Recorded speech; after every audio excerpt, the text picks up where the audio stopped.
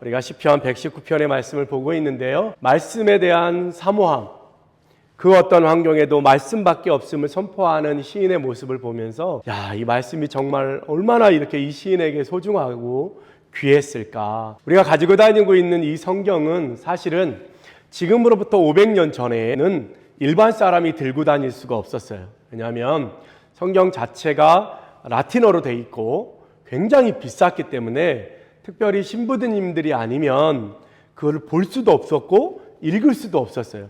글을 아는 사람도 많지 않았기 때문에, 그리고 라틴어는 그 나라의 말도 아니었기 때문에 읽을 수 없었어요. 하물며 중세 말기가 되면서 점점 타락해 가면서 어떤 법이 생겼냐면, 이 무식하고 짐승 같은 이 백성들이 성경을 잘못 이해하면 지옥에 갈 거다. 그러니까 일반 사람들은 말씀을 가질 수도 없고 소유해서도 안 되고 말씀을 읽어서도 안 된다. 이게 법령이었어요. 그래서 지금으로부터 500년 전만 해도 어떤 일이 있었냐면, 영어로 쓴 주기도문을 갖고 있다는 이유로 화형을 당했어요. 불에 태워서 죽임을 당했어요. 그거를 교회 리더들이 했어요. 얼마나 심했냐면 그렇게. 그리고 이걸 번역하거나 영어로 번역하거나 자기네 나라 말로 바꾸면, 그리고 그거를 조금이라도 소유하면 사형이니까 화형에 처하는 거예요. 죽임을 당하는 거예요. 대단하죠, 그죠? 그 시대에 틴데일이라고 하는 사람이 성경을 영어로 번역하는 작업을 하죠. 그래서 그 작업들을 하기 위해서 핍박도 많이 당하고요. 나중에 그 영어로 번역한 성경책이 나왔는데 가톨릭에서 그걸 다 모아다가 불에 태우는 그런 일이 있어요. 그건 일반 사람들이 소유하면 안 된다 그래서. 그리고 틴데일도 결국엔 이제 어려움을 당하게 되는 그런 일이 있었죠. 그 이후에 이제 마틴 루터가 독일어로 성경을 또 번역하죠. 그래서 나중에 1600년도, 1611년 정도에, 지금으로부터 한 400년 전에 이제 드디어 국왕이 나서서 영어로 번역을 했으면 좋겠다. 그래서 킹 제임스 버전이라고 하는 제임스 왕이 주도해서 만든 번역한 성경, 그래서 KJV, 우리가 잘 아는 그 영어 성경이 처음 나온 공인된 성경으로 나오죠. 지금까지도 미국에서는 주로 킹 제임스 버전을 써요. 그러니까 그런 상황이, 그러니까 성경을 하나 소유한다는 건, 그 이후에도 출판해서 책을 갖는 건 일반 노동자들의 1년치 연금과 같았기 때문에, 그러니까 지금 우리로 얘기하면 한 기본급으로 따지면 한 3천만 원? 성경책 한 권에 3천만 원, 비싼 건 5천만 원 하니까 살 수가 없죠. 그죠? 그런 상황이었다는 거예요. 그래서 어떻게 했냐? 성경책 한 권 있으면 그거를 한 장이나 두 장을 이렇게 베꼈어요. 그리고 그거를 매일 밤 읽는 거예요. 그것만. 그리고 또 누군가에게 그걸 또 조금만 몇 구절 써서 또 주면 그게 소중해서 그거를 매일 밤 읽고, 그게 전부였던 거예요. 없으니까. 그런 일이 있었어요. 근데 여러분들은 지금 시중에 나가서 그저 밥 한 끼 값이면 때로는 비싼 밥이나 아니면 밥 2인분 정도면 살 수 있잖아요. 그죠? 말씀이 우리 곁에 있다는 건 정말로 소중해요. 그러니까 생각해 보면 우리 손에 쥐어진 건 얼마 안 되죠. 하물며 우리 바로 위에 원로 목사님 세대만 해도 중국에 성경이 없어서 중국에는 성경을 가질 수가 없었어요. 법으로. 그래서 거기 들어가는 여행자처럼 그 캐리어에 그 안에 숨겨가지고 성경책을 숨겨서 공항을 통과해야 되는 거예요. 그 검문을. 그러다 걸리면 잡혀가기도 하고 그런 일도, 감옥에 가기도 하고. 그러니까 선배 목사님 때만 해도 그 성경을 전해주려고 중국에 가져가려고 캐리어에 숨겨가지고 갈 때니까, 그래봐야 지금부터 한 30년? 그 정도밖에 안 됐을 텐데, 그런 건데, 여러분은 성경이 집에 한두 권씩 있고 안 보는 성경책도 있고, 그리고 옛날에 갖고 있던 것도 있고, 그죠? 아니면 어떤 분은 그냥 늘 차에 올려져 있어서 교회 올 때 그냥 차에서 그냥 들고 왔다가 예배 끝나면 교회다 차 뒷좌석에 던져놨다가 그렇게 하고 보는데, 이 성경이 그렇게 누군가에게는, 그리고 지금으로부터 얼마 안 된 세대에는 가질 수도 없는 소중한 것이었다라고 하는 거 여러분들이 좀 기억했으면 좋겠습니다. 시편 119편은 늘 말씀드리지만 알파벳 하나에 8절씩 해서 22자니까 176절인데, 오늘 읽은 우리 본문은 13번째 알파벳 14번째, 15번째 알파벳이 속한 구절이에요. 그러니까 3개의 알파벳으로 8절씩 되어 있는 걸 여러분들이 오늘 읽으신 거예요. 지난주에 무슨 얘기했냐면 시인의 지금의 형편이 어때요? 힘들고 어려워요. 도대체 바뀔 것 같지 않은 상황이에요. 포로로 끌려와 있을 상황도 있었을 거고, 언제 우리나라가 회복될지, 언제 우리가 고향으로 돌아가서 예배를 드릴 수 있을지, 그런 것처럼 이 시인도 힘들고 어려운 거예요.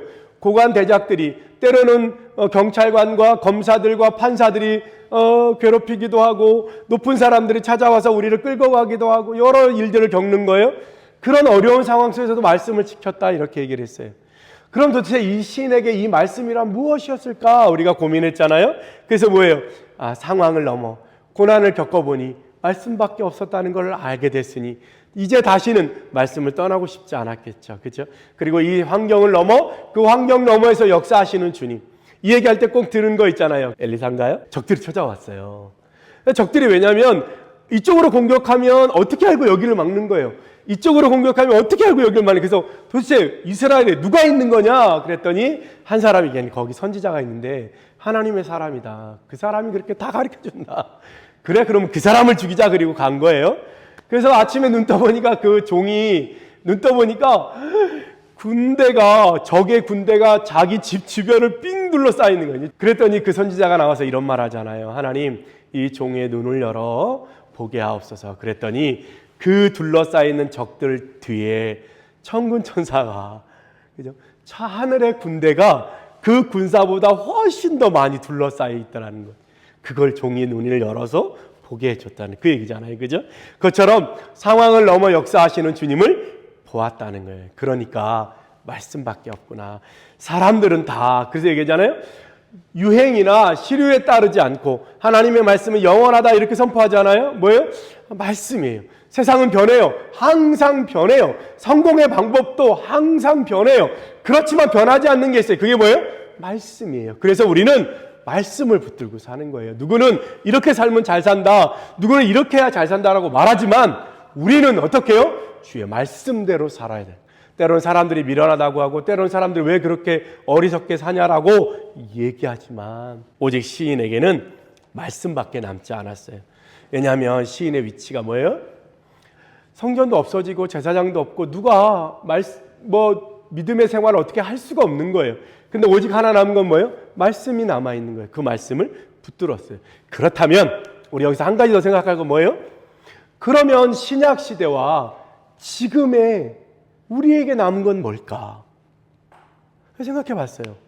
그치, 우리에게 말씀이 있잖아요. 그죠? 그러니까 이 말씀이 시인처럼 소중해요. 근데 그게 달까? 제가 통독을 하는데 요한복음 1장 1절에 이렇게 됐어요. 태초의 말씀이 계시니라. 그 말씀은 하나님과 함께 하셨고 그 말씀으로 말미암아 만물이 창조되었고 그 말씀은 곧 그리스도 주시라. 지금의 말씀은 우리에게 들려진 말씀일 수도 있지만 예수 그리스도 그분이 이 구약 시대의 말씀만큼 우리의 기준이 된다는 거예요. 다른 말로 하면 이거예요. 예수 그리스도의 말씀과 예수 그리스도의 삶과 예수 그리스도의 십자가와 부활의 사건이 지금 시편 기자의 이 말씀과 같이 우리 이 시대를 살게 하는 건 예수 그리스도께서 어떻게 사셨는지와 그분이 어떻게 말씀하셨는지와 그분이 드린 십자가와 부활의 의미를 오늘의 이 시편 기자의 말씀처럼 그렇게 소중히 간직해야 되는 거예요. 그래서 우리에게 지금의 기준은 뭐예요? 지금의 기준은 예수 그리스도예요. 그래서 히브리서 12장 2절에 믿음의 주여 또 온전케 하신 예수를 바라보자. 히브리서 12장 2절에 그렇게. 지금 이 시대에는 뭘 바라봐요? 예수 그리스도를 바라봐요. 그분이 어떻게 사셨는지, 그분이 어떤 말씀을 하셨는지, 그분이 십자가를 지신 이유와 십자가를 지시기까지의 삶과 그리고 부활하신 그 의미를 오늘 이 시대에는 깊이 묵상해야 돼요. 여러분 그런 걸 기억했으면 좋겠습니다. 그럼 베이스 안에 오늘 시편 119편 97절로 120절에 있는 말씀을 살펴보겠습니다. 오늘 우리가 보려고 하는 건 뭐냐면 말씀이 우리를 지혜롭게 한다는 거예요. 곧 말씀이 우리의 삶의 유일하고 완전한 삶의 지혜가 된다라고 이야기하고 있는 것에 집중하려고 하는. 그래서 98절에 보니까 주의 말씀은 원수보다 지혜롭게 한대요. 원수가 우리를 아무리 얻어먹으려고 해도 하나님의 말씀대로 살면 그 원수를 이길 수 있는 거예요. 99절에는 말씀이 명철함을 주시는데 그것은 스승보다 더 명철함이 높고 100절에는 명철함은 노인보다 더 승하대요. 주의 말씀에 집중하는 사람들은 원수보다 스승보다 노인보다 지혜롭대요. 그래서 아무리 나이가 어려도 주의 말씀에 집중하는 사람은 80대 된 노인보다 더 지혜로울 수 있다는 거예요. 그렇죠? 그 다음에 101절에 보니까 말씀은 우리의 발을 지켜서 악한 길로 가지 않게 해준대요. 시편 1편의 말씀처럼 복 있는 사람은 죄인의 길에 서지 아니하며, 같은 얘기예요. 주의 말씀에 집중할 때 우리는 엄한 길로 가지 않는다는 거예요. 그 다음에 109절에는 우리가 위기를 당할 때 주의 법이 그 위기에서 견디게 해주시는 거예요. 어떠한 고난에서도 우리를 이기고 견디게 하고 넘어서게 하는 건 주의 말씀이라고 이야기하고 있는 거예요. 110절에는 악인이 올무를 놓아도 주의 말씀에 집중하면 그것을 걸리지 않을 수 있다는 거예요. 여러분, 에스더서에 하만이 유대인 전체를 몰살하려고 그랬어요. 유대인들을 보기만 하면 죽여도 괜찮은 법을 만들었어요. 그럴 때 에스더가 죽으면 죽으리라, 우리 강권사님이 좋아하는 말씀, 죽으면 죽으리라, 모르드게가 지혜를 다하여 생명을 내어놓았을 때 유대인 전체를 살리는, 하만이 아무리 대단한 권력과 아무리 대단한 지혜를 짜내도 악인의 올무에 걸리지 않는. 그래서 유대인의 학살을 막았잖아요. 그때 유대인이 전멸될 뻔했어요. 근데 에스더와 모르드게의 믿음, 말씀을 따르는 그 믿음으로 이기죠. 그게 말씀이에요. 그게 말씀. 시편은 그렇게 이야기합니다. 우리 같이 볼까요? 신명기 4장 6절에 있는 말씀에 보면 말씀이 우리에게 어떤 역할을 하는지를 나와 있습니다. 4장 6절에 이렇게 되어 있습니다. 너희는 지켜 행하라. 이것이 여러 민족 앞에서 너희의 지혜요 너희의 지식이라. 그들이 이 모든 규례를 듣고 이르기를 이 큰 나라 사람은 과연 지혜와 지식이 있는 백성이로다. 이렇게 말한다는 거예요. 주의 말씀이. 여러분 기억하세요. 2000년 동안 최고의 지혜의 책은 바이블이에요. 성경이에요.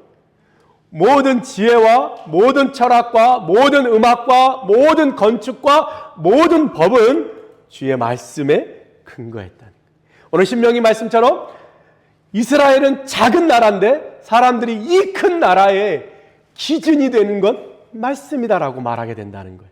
그 다음에 잠언서 2장 6절로 9절 보겠습니다. 말씀이 얼마나 소중한지를 설명하고 있습니다. 대저 여호와는 지혜를 주시며 지식과 명철을 그 입에서 내심이며 그는 정직한 자를 위하여 완전한 지혜를 예비하시며 행실이 온전한 자에게 방패가 되시나니 대저 그는 정의의 길을 보이시며 보호하시며 그의 성도들의 길을 보존하려 하심이니라.